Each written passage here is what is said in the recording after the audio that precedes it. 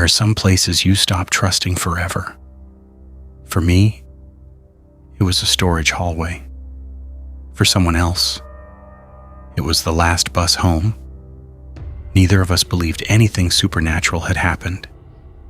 We just couldn't explain what happened to us. One of us was being watched. The other may have been watched for much longer than he realized. These are the stories we still can't explain. Both of these stories came from people who weren't looking for anything unusual. Neither of them believed they were in danger. In fact, both thought they were simply overthinking a few strange coincidences. But sometimes the smallest detail is the one you can't explain. The first story happened just outside Columbus, Ohio in the spring of 2025, and it started with a storage unit that should have been completely ordinary. My name is Nathan, and this happened in the spring of 2025, just outside of Columbus, Ohio. I never believed in ghost stories. Even now, I don't think what happened to me had anything to do with the supernatural, but I still can't explain it. A few months after moving into my apartment, I realized I had nowhere to keep the furniture I wasn't using. A coworker recommended a nearby self-storage facility. It was clean, climate-controlled, and advertised 24-hour access with security cameras covering every hallway. It seemed like the safest place I could leave my belongings. My unit was on the second floor, near the end of a long hallway. There were only 6 units on that side of the building, so it was usually quiet. The unit directly across from mine was number 218. I only mention that because from my very first visit, something about it stood out. Unlike every other unit, 218 never seemed to have a lock on the door. Not once. The metal latch was always empty. I figured maybe the owner used some kind of internal locking system or had simply forgotten to put one back on. It wasn't really my concern. For the first few weeks, nothing unusual happened. I'd stop by every Friday after work to drop off a few boxes or pick something up. Most of the time, I never saw another customer. The hallways echoed so much that even my own footsteps sounded like someone was walking behind me. One Friday night, I got there a little after 10 p.m. As soon as I stepped out of the elevator, I heard the sound of a storage door rolling shut. It wasn't loud, just the slow metallic rattle that echoed down the hallway. I assumed someone had just finished loading their unit, but when I turned the corner, the hallway was empty. Every door was closed. I looked toward the exit. No one. I even waited for a minute, expecting someone to appear. Nothing. I shrugged it off and unlocked my unit. I grabbed a camping cooler I'd come to pick up and headed home. A week later, I came back during the afternoon. As I walked toward my unit, I noticed something strange. Unit 218 was open just a few inches. Not enough to see inside clearly. Just enough to notice complete darkness beyond the door. I slowed down without thinking. As I got closer, I peeked inside. The unit looked empty. No shelves, no boxes, no furniture, just bare concrete walls. I didn't stop. I unlocked my own unit, spent about 15 minutes reorganizing a few things, and left. When I stepped back into the hallway, Unit 218 was closed again. I never heard it move. There was no one nearby. That was the first moment something felt off. The following weekend, I went back because I needed a toolbox. The second I unlocked my unit, I noticed something wasn't right. A folding chair I always kept against the left wall was sitting near the entrance. It wasn't a huge difference, but I lived alone. No one else had a key. I tried convincing myself I'd simply forgotten where I'd left it. Still, I started paying more attention. The next few visits only made things stranger. A cardboard box that had been facing one direction was turned around.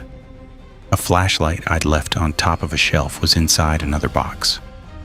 Nothing was missing. Nothing valuable had been stolen. It was as if someone wanted me to notice, but only a little. I finally mentioned it to the facility manager. He smiled and asked if I was sure I wasn't just forgetting where I'd put things. I told him I was positive. To his credit, he actually checked the security footage. The next day he called me. "I watched the cameras," he said. "No one entered your unit except you." I asked about Unit 218. There was a short pause. Then he said something that caught me off guard.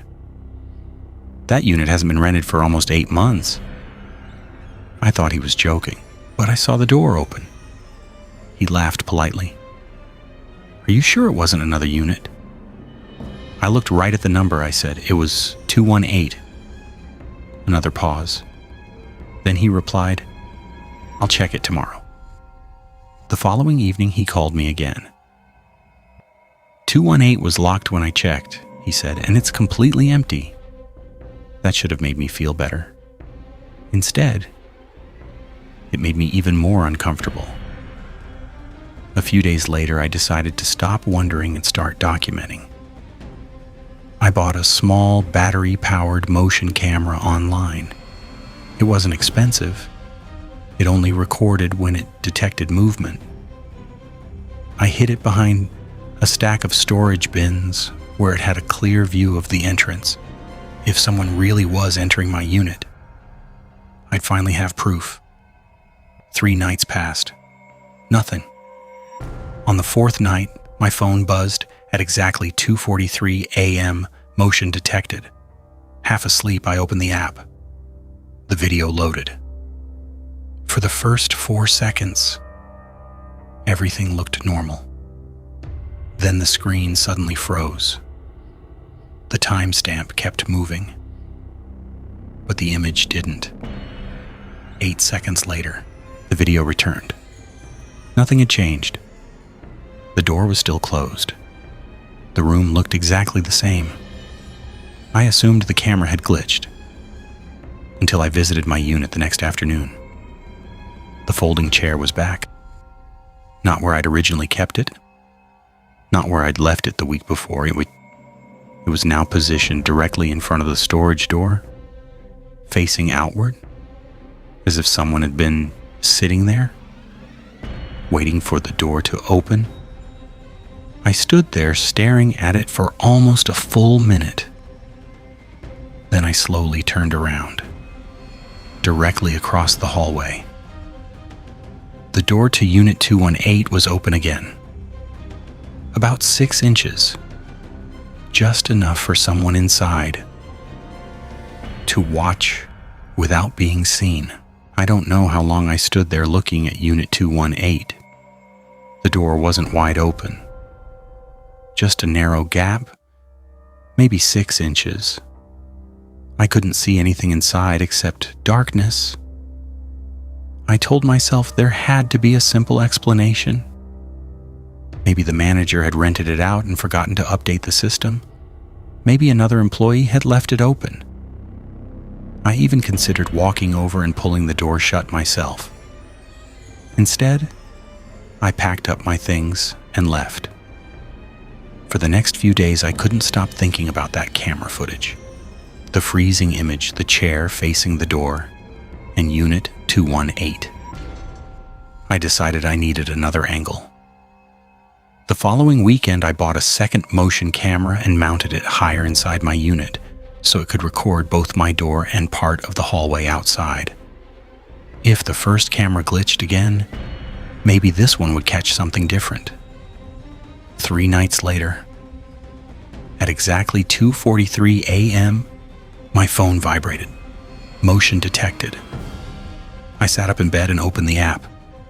The first camera froze again, exactly like before. The timestamp continued counting, 8 seconds. Then the video returned. Nothing appeared to have changed. I switched to the second camera. This one hadn't frozen. The hallway was empty. My storage door never opened. No one walked past. Nothing moved. But something caught my attention. Just before the recording ended, the door to Unit 218 slowly moved. Not enough to open.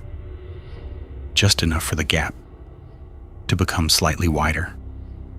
Then it stopped. That was all. The next morning I drove straight to the facility. Unit 218 was completely closed. No lock, just like always. I went to the office and asked the manager if he could open it while I was there. He looked confused. Why? I just want to make sure it's really empty. He sighed, grabbed a ring of keys, and followed me upstairs. When we reached the hallway, he unlocked Unit 218 and rolled the door all the way up. The unit was empty, completely empty. Bare concrete walls, clean floor, no shelves, no hidden door, no ceiling hatch, nothing. The manager looked at me and smiled.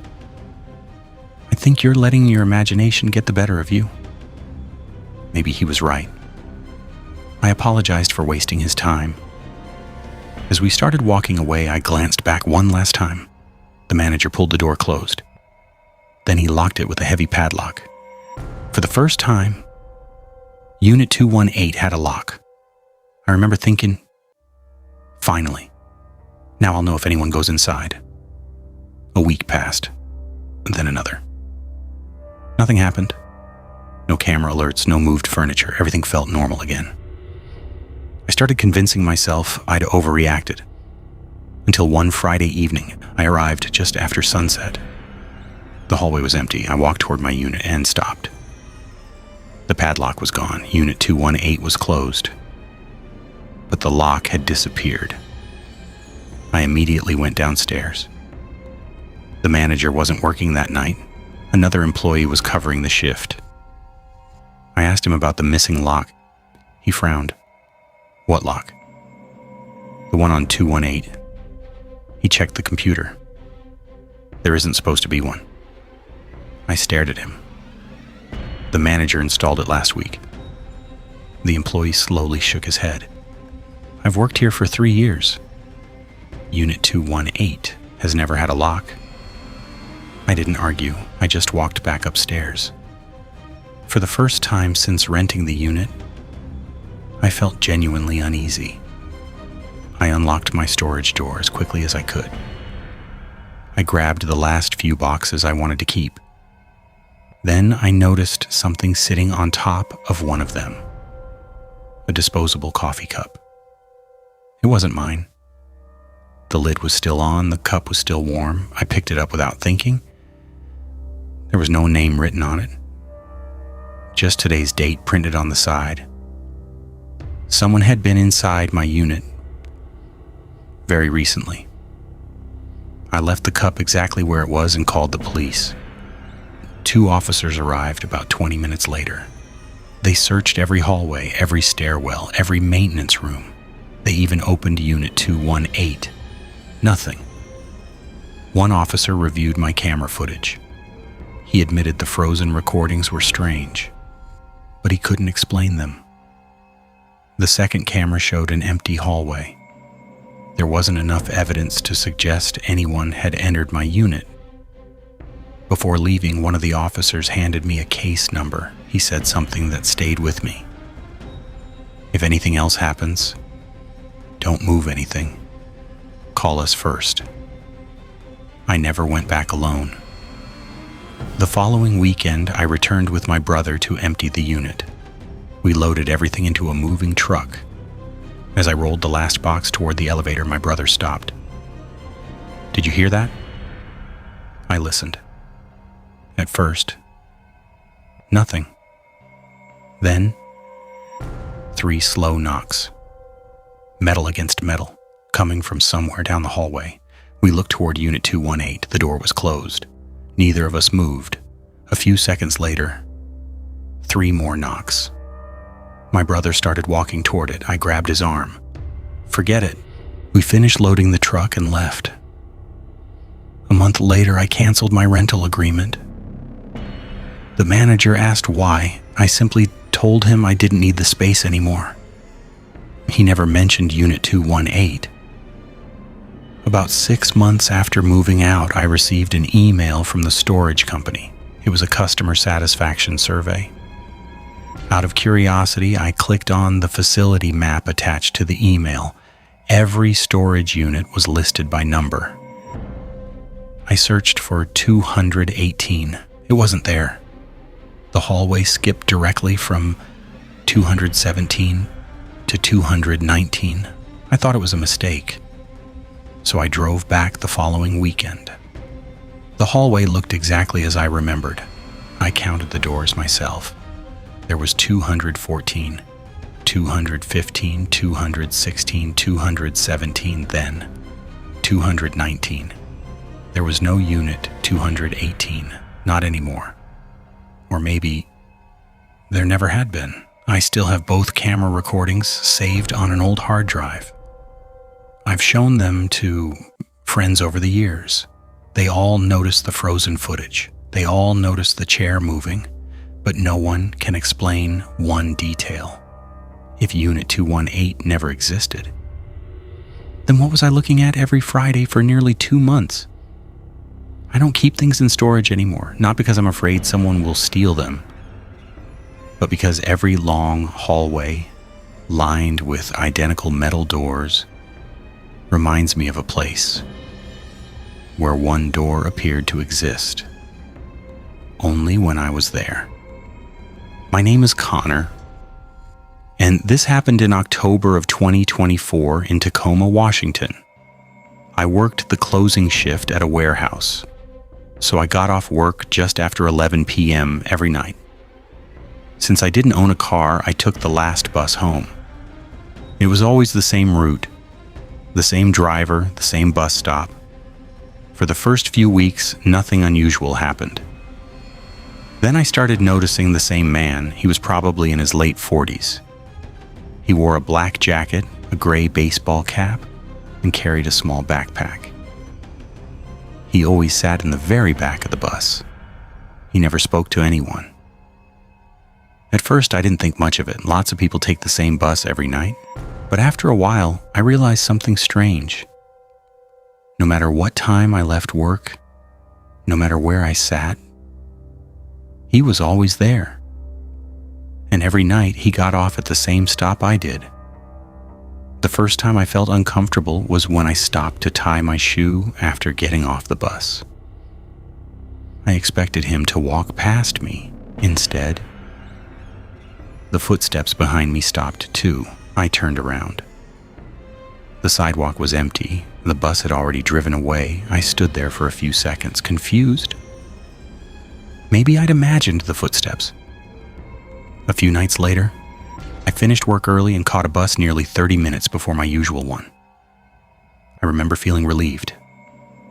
Whoever that guy was, he wouldn't be on this bus. When the doors opened, I walked inside. He was already sitting in the back. Same jacket, same cap, same backpack.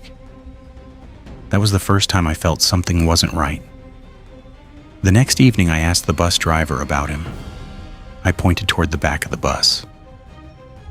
The driver looked where I was pointing, then he looked back at me. "I don't see anyone." I laughed awkwardly. I thought he was messing with me, but he looked completely serious. I didn't ask again. Instead, I started getting off one stop earlier. It meant walking an extra 15 minutes home. The first night, everything was fine. The second night, as I walked down my street, I noticed someone standing across the road. I couldn't make out his face, but I recognized the gray baseball cap. The moment a car passed between us, he was gone. I told myself I was overthinking everything. A week later, I found a folded bus schedule tucked under the windshield wiper of my carpool driver's car. There was only one thing written on it: "You should take your normal stop." I never told anyone I'd started getting off early. Not my coworkers, not my family, no one. The handwriting wasn't familiar. I reported it to the police. They said there wasn't enough evidence to investigate. A few days later, I changed my work schedule. I stopped taking the late bus altogether. Nothing happened after that. Almost 3 months passed. Then one afternoon, while cleaning out my backpack, I found another folded bus schedule inside. I know it wasn't mine. Across the front, written in black ink, were just 6 words. I waited for you every night. I still don't know who wrote it. The police never found fingerprints. None of the security cameras at the bus station showed anyone putting it in my bag. Maybe it was just someone playing a cruel joke. Maybe someone really had been watching me for weeks. I honestly don't know. But even now, whenever I pass a city bus late at night, I still look through the back window just to make sure no one is looking back at me.